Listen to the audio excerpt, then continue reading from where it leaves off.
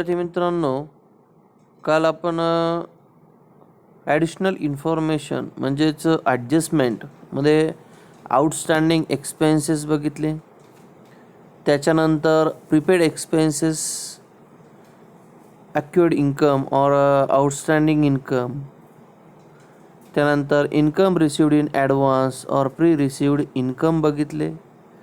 त्यानंतर सगळ्यात महत्त्वाची ॲडजस्टमेंट म्हणजे आपण सबस्क्रिप्शन बघितली, जी की आपण वर्गणी म्हणून म्हणत असतो. त्यानंतर आपण डेप्रिसिएशन घेतलं.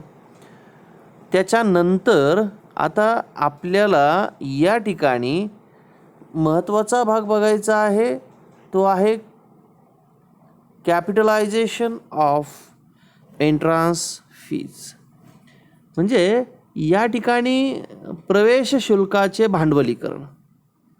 कॅपिटलायझेशन म्हणजे भांडवलीकरण आपण म्हणत असतो, आणि एंट्रान्स फीज, जशी एंट्रान्स एक्झाम असते तिला आपण प्रवेश परीक्षा असं म्हणत असतो, त्याच पद्धतीने या ठिकाणी एंट्रान्स फीज आहे प्रवेश शुल्क. म्हणजे प्रवेश शुल्काचे भांडवलीकरण असं आपण या ठिकाणी म्हणत असतो. मग हे प्रवेश शुल्काचे भांडवलीकरण म्हणजे नेमकी काय? तर या ठिकाणी प्रवेश शुल्काचे भांडवलीकरण करत असताना एखाद्या संस्थेचा सभासद होण्याकरता व्यक्तीद्वारे संस्थेला जे शुल्क दिले जाते त्याला प्रवेश शुल्क असं म्हटलं जातं किंवा संबोधलं जातं. नफा न कमावणाऱ्या संस्थेसाठी ही वारंवार मिळणारे उत्पन्न असतं, ज्याला आपण रिकरिंग. मग जे काही इन्कम दोन प्रकारचे असतात, रिकरिंग ऑर नॉन रिकरिंग. वारंवार मिळणारे उत्पन्न आणि एकदाच मिळणारे उत्पन्न is called recurring or non recurring. मग नफा न कमावणाऱ्या संस्थेचे हे आवर्ती किंवा रिकरिंग स्वरूपाचे उत्पन्न असते. मग या ठिकाणी entrance fees are the fees by the person who become a member of the origin of concern or organization of concern.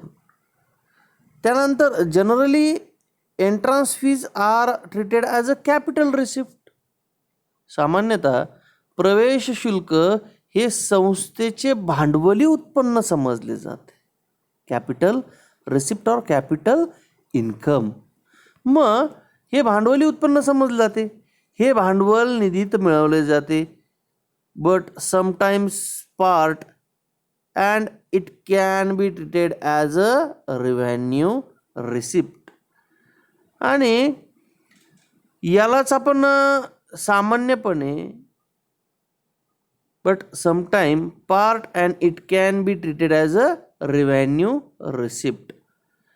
मग सामान्यतः प्रवेश शुल्क हे संस्थेचे भांडवली शुल्क समजले जाते. Generally entrance fees are treated as a capital income, परंतु हे भांडवली निधीत मिळवताना याला प्रवेश शुल्काचे भांडवलीकरण असंही म्हटलं जातं, रेव्हेन्यू रिसिप्ट असंही म्हटलं जातं. मग जनरली एंट्रन्स फीचं एक उदाहरण आपण या ठिकाणी बघूया.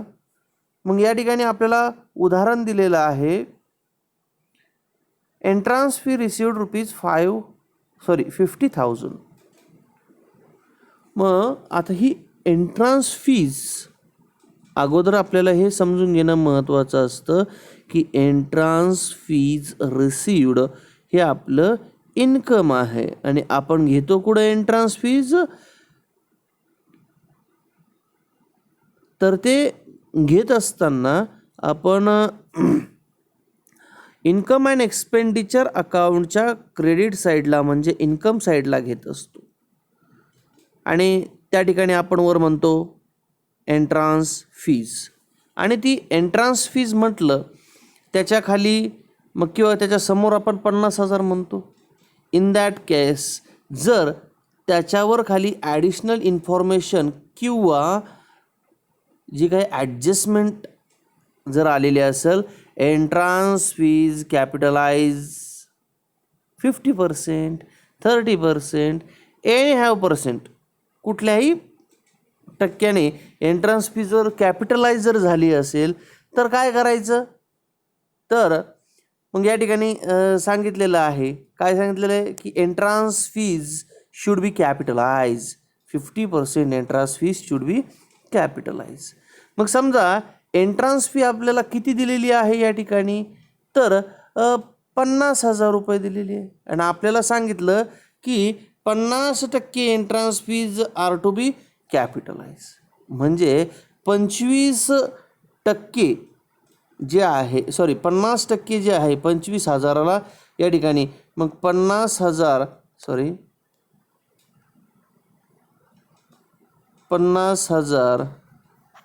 भागिले 2 बरोबर 25,000.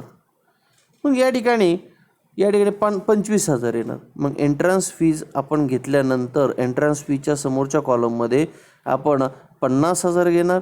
50,000 घेतल्यानंतर त्याच्यामध्ये खाली म्हणणार less 50% entrance fees are to be capitalize आणि 25,000 वजा करणार. वजा केलेले 25,000 मग ॲडजस्टमेंट काय केलेली आहे, एंट्रन्स फी टू बी कॅपिटलाइज्ड. मग आपण कॅपिटल कुठं घेतो, तर लॅबिलिटीला घेतो. मग वजा केलेले 25,000 आपण कॅपिटल फंडमध्ये ॲड करायचे. Add entrance fees capitalization or capitalize आणि त्या ठिकाणी लॅबिलिटीला आपण घ्यायचे. मग 25,000 will be added in capital fund. 25,000 हे कॅपिटल फंडमध्ये मिळवले जातात. Will be treated as a revenue income. हे महसुली उत्पन्न म्हणून उत्पन्न व खर्च खात्याच्या बाजूला लिहिले जाऊन किंवा treated as a revenue income महसुली उत्पन्न म्हणून आपण घेतो, which is credited on income side of income and expenditure account. Income and एक्सपेंडिचरच्या इन्कम साईडला आपण ट्रीटेड करायचं म्हणजे काय की त्या ठिकाणी एंट्रन्स फी मधून ते पैसे वजा करायचे, deduct from entrance fees. Okay, मग लक्षात आलं. आपण या ठिकाणी कॅपिटलायझेशन ऑफ एंट्रन्स फीज ही एक महत्त्वाची ॲडजस्टमेंट होती. त्यानंतर पुढं महत्त्वाचा भाग दिलेला आहे, creation of special fund out of donation. मग creation of special fund out of donation. Donation म्हणजे आपण काय म्हणतो, देणगी म्हणतो, दान म्हणतो. देणगीमधून विशेष निधी निर्माण करायचं. मग हा विशेष निधी निर्माण करायचा म्हणजे काय करायचं, donation means gift given by either members. देणगी म्हणजे काय, अशी रक्कम की जी संस्थेच्या सभासदाद्वारे किंवा बाहेर व्यक्तीच्या द्वारे बक्षिसाच्या स्वरूपात, उपहाराच्या स्वरूपात संस्थेला देण्यात येतात. Donation means gift given by either members or any outsider to organization. Types of donation. Donation म्हणजे काय की देणगी, आणि देणगी म्हणजे की अशी रक्कम की जी संस्थेच्या सभासदाद्वारे किंवा बाहेरच्या व्यक्तीद्वारे जी बक्षिसाच्या स्वरूपात, उपहाराच्या स्वरूपात संस्थेला देण्यात येतात, त्याला आपण डोनेशन असं म्हणत असतो. मग हे डोनेशन म्हणत असताना पहिलं जे काही डोनेशन आहे त्या डोनेशन आपण त्याला म्हणूया जनरल डोनेशन. या ठिकाणी पहिलं डोनेशन दिलेलं आहे आपल्याला जनरल डोनेशन. मग हे जनरल डोनेशन म्हणजे काय, ज्याला आपण सामान्य देणगी असं म्हणत असतो. सामान्य देणगी. मग क्रिएशन ऑफ स्पेशल फंड, हे जे काही स्पेशल फंड असतात त्याच्यामध्ये पहिलं general donation. Treated as a revenue income. मग याला महसुली उत्पन्न म्हणूनही संबोधलं जातं. मग महसूल treated as a revenue income will be shown on income side of income and expenditure account. सामान्य देणगी किंवा जनरल डोनेशन आपण ज्याला म्हणतो, हे महसुली उत्पन्न समजलं जातं व त्या उत्पन्न किंवा ते जे काही इन्कम अँड एक्सपेंडिचर अकाउंट आहे त्या इन्कम अँड एक्सपेंडिचरच्या अकाउंटमध्ये ते डोनेशन घेतलं जातं. मग इन्कम आहे हा जनरल डोनेशन म्हणजे आपला इन्कम आहे. Those donation are given without any condition. या देणग्या देण्यामागे कोणत्याही विशिष्ट अटी नसतात.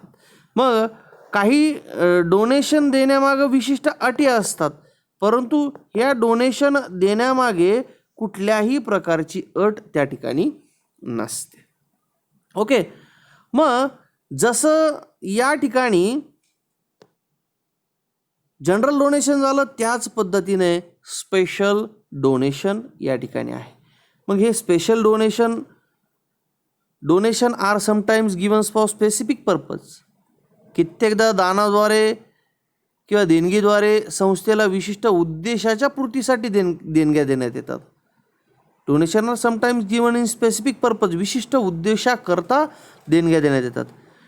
The donor specifics the purpose of utilize the amount donated by him. आणि त्याने जी देणगी दिलेली आहे, देणगी देताना तो देणगी दाता जो असतो, देणगीकर्ता जो असतो, त्याने कोणत्या कार्यासाठी किंवा उपयोगासाठी किंवा उद्देशासाठी देणगी देण्यात येत आहे या गोष्टीचा स्पष्टपणे त्याने उल्लेख केलेला असतो. मग कसा?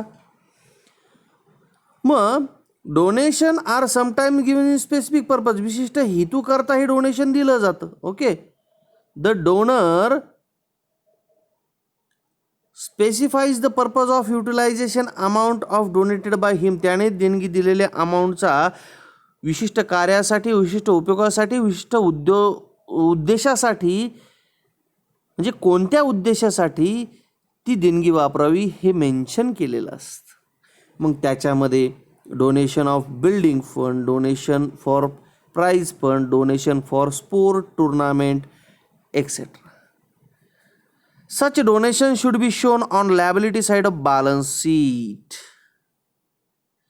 Such donation should be shown on liability side of balance sheet. मग स्पेसिफिक डोनेशन ज्यावेळेस दिले जातात, हे स्पेसिफिक डोनेशन देताना उल्लेख केलेला असतो की त्याने कशाकरता डोनेशन दिलेलं आहे. बिल्डिंग फंड दिलेला आहे, प्राइज फंड दिलेला आहे किंवा स्पोर्ट फंड, टुर्नामेंट फंड.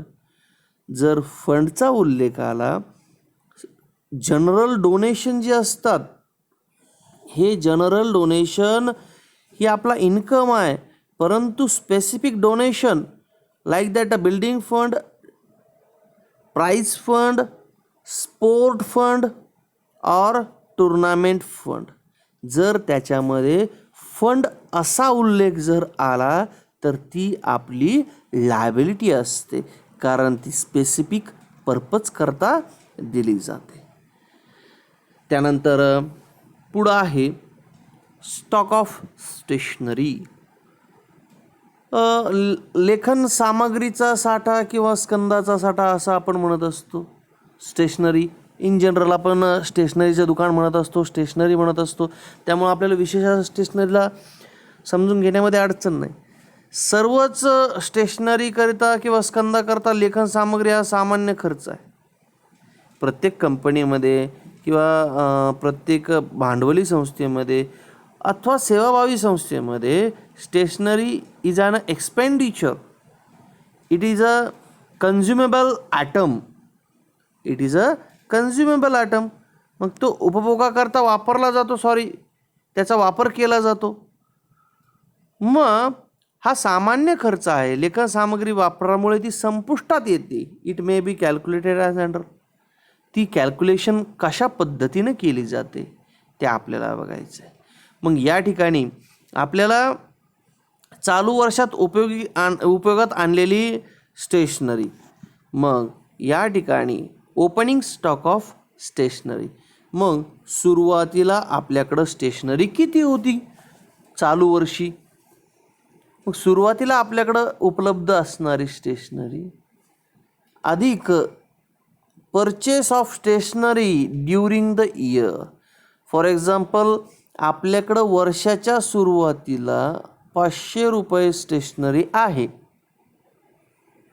त्याच्यामध्ये चालू वर्षी आपण या ठिकाणी purchase of stationery during the year, चालू वर्षी आपण स्टेशनरी खरेदी केली. त्याच्यानंतर आउटस्टँडिंग स्टेशनरी बिल. मग त्याच्यामध्ये जर स्टेशनरीचं काही बिल देणं बाकी असेल तर ते त्याच्यामध्ये ॲड केलं जातं. चालू वर्षाची स्टेशनरी, त्याच्यामध्ये चालू वर्षात केलेली खरेदी आणि त्याच्यामध्ये आउटस्टँडिंग स्टेशनरी बिल, लेखन सामग्रीचे बिल बाकी असेल तर ते. मग ड्युरिंग इयर ॲड करायचं, आउटस्टँडिंग ॲड करायचं. हे सगळं झाल्यानंतर लेस काय करायचं आपल्याला? Closing stock of stationery. वर्ष संपतेवेळी किंवा आर्थिक वर्ष चालू वर्ष संपण्याच्या वेळेस आपल्याकडं शिल्लक असणारी जी काही स्टेशनरी असते ती क्लोजिंग स्टॉक ऑफ स्टेशनरी असते. आणि ही क्लोजिंग स्टॉक ऑफ स्टेशनरी जी आहे ती त्याच्यातून वजा केली जाते. ओके. मग ही क्लोजिंग स्टॉक हा वजा करून ॲसेटला घेतला जातो. मग ओपनिंग स्टॉक ऑफ स्टेशनरी, त्याच्यामध्ये add purchase during the year, त्याच्यामध्ये ॲड आउटस्टँडिंग, त्याच्यामधून less closing stock is equal to total consume of stationery. म्हणजे समजा या ठिकाणी आपण ग्राह्य धरू, आपल्याकडं ओपनिंग स्टॉक ऑफ स्टेशनरी, चालू वर्षाची स्टेशनरी 500 रुपये आहे. ओके. त्याच्यानंतर चालू वर्षी आपण 500 रुपयाची खरेदी केली. त्याच्यानंतर आउटस्टँडिंग स्टेशनरी 200 रुपयाची आहे. ओके. मग 500 आणि 500 1000 आणि 2 1200. आणि त्याच्यानंतर आपल्याकडं शिल्लक स्टेशनरी किती आहे? आपल्याकडं स्टेशनरी फॉर एक्झाम्पल 500 रुपयाची शिल्लक आहे. ओके. त्याच्यामध्ये आउटस्टँडिंग स्टेशनरी 500 रुपये आहे असं आपण गृहीत धरलं. त्याच्यामध्ये आउटस्टँडिंग 200 रुपये आहे. ही सगळे मिळून 1200 रुपये या ठिकाणी स्टेशनरी झाली. त्याच्यामधून less closing stock of stationery हा 200 रुपये केला लेस, शिल्लक राहिले खाली 1000 रुपये. मग हे जे काही 1000 असतात हे 1000 स्टेशनरी कन्झ्युम द इयर. मग हे स्टेशनरीचा आपण त्या ठिकाणी उपभोग घेतला, स्टेशनरी कन्झ्युम द इयर. मग या ठिकाणी opening stock of stationery, purchase stationery, outstanding bill of stationery, closing stock of stationery is equal to consume stationery. मग या ठिकाणी स्टॉक ऑफ स्टेशनरीचं अशा पद्धतीने कॅल्क्युलेशन हे या ठिकाणी केलं जातं. मग stationery consume is to be debited. मग स्टेशनरीचा जो काही वापर आहे हा आपण इन्कम अँड एक्सपेंडिचरच्या डेबिट साईडला स्टेशनरी घेत असतो. आणि account and closing stock and stationery will be shown at asset side. आणि क्लोजिंग स्टॉक ऑफ स्टेशनरी आपण ॲसेट साईडला घेत असतो. Some treatment add to be given for sport material consume, medicine, drugs. जसं या ठिकाणी आपल्याला काय सांगितलेलं आहे? स्टेशनरी सांगितलेलं आहे. त्याच पद्धतीने आपल्याला या ठिकाणी स्पोर्ट मटेरियल सांगू शकतात, मेडिसिन सांगू शकतात, ड्रग्स सांगू शकतात. मग opening stock of stationery opening stock of स्टेशनरीच्या ऐवजी opening stock of sport material, opening stock of medicine, opening stock of drugs. मग या ठिकाणी purchase sport material during the year, outstanding sport material, closing stock of sport material, actually consume sport material और medicine और drugs. मग ती stationery येऊ, drugs येऊ, त्यानंतर मेडिसिन येऊ किंवा स्पोर्ट मटेरियल येऊ, काही जरी आलं तरी त्याची ट्रीटमेंट ही अशा पद्धतीने केली पाहिजे. त्याच्यानंतर 10वी जी ॲडजस्टमेंट आपल्याला दिलेली आहे ती 10वी ॲडजस्टमेंट आहे opening balances of asset and liabilities in opening balance sheet. मग वर्षाच्या सुरुवातीला तुम्हाला जे बॅलन्स शीट असतं ते ओपनिंग बॅलन्स शीट असतं. तुम्हाला सांगितल्याप्रमाणे उदाहरणामध्ये रिसिप्ट अँड पेमेंट अकाउंट येऊ शकतं किंवा येतं आणि त्याचबरोबर त्याच्यामध्ये ओपनिंग बॅलन्स शीट देखील येऊ शकतं.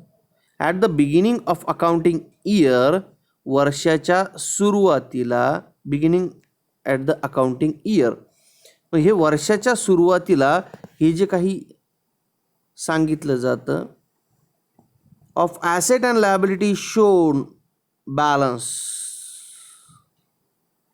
ॲसेट अँड लायबिलिटीचा बॅलन्स दाखवला जातो with those opening balances. Opening balance sheet is prepared while preparing final account of the concern. Those balances are properly taken into asset. Like that, capital fund should be represented of liability side of balance sheet. मग या ठिकाणी capital balances, capital fund ही आपली liability त्या ठिकाणी दाखवली जाते. चालू वर्षाच्या प्रारंभीला संपत्ती, ॲसेट किंवा लायबिलिटीच्या शिल्लक रकमा दाखवल्या जातात. या सुरुवातीला या बॅलन्सच्या सहाय्याने प्रारंभिक किंवा सुरुवातीचा ताळेबंद तयार करण्यात येतो. त्यासाठी या ठिकाणी इन्कम अँड एक्सपेंडिचर अकाउंट, प्राप्तिशोधन खातं आपण ज्याला म्हणतो, असलेली रोख रक्कम, बँक शिल्लक, प्रारंभिक किंवा सुरुवातीचं जे काही बॅलन्स शीट असतं त्याच्यामध्ये ॲसेटच्या बाजूला या ठिकाणी बॅलन्स दिलेले असतात. त्यानंतर बँक अधिविकर्ष सवलत ज्याला बँक ओव्हरड्राफ्ट किंवा भांडवल ज्याला आपण कॅपिटल, हे लायबिलिटीला लिहिलेले असतात. हे सगळे ओपनिंग बॅलन्सेस या ठिकाणी दिले जातात. आजच्या व्हिडिओमध्ये आपण एवढंच बघूया. पुढच्या व्हिडिओमध्ये आपण बघणार आहोत important terms of entrance fees. म्हणजे जे काही इम्पॉर्टंट टर्म्स आहे, important terms, entrance fees, subscription, legacy, life membership fee, sale of old asset, specific donation, general donation, specific fund, endowment fund, हे जे काही फंड आहे हे बघितलं, हे आपण याच्यामध्ये बघणार आहोत. आजच्या पुरते एवढंच. धन्यवाद.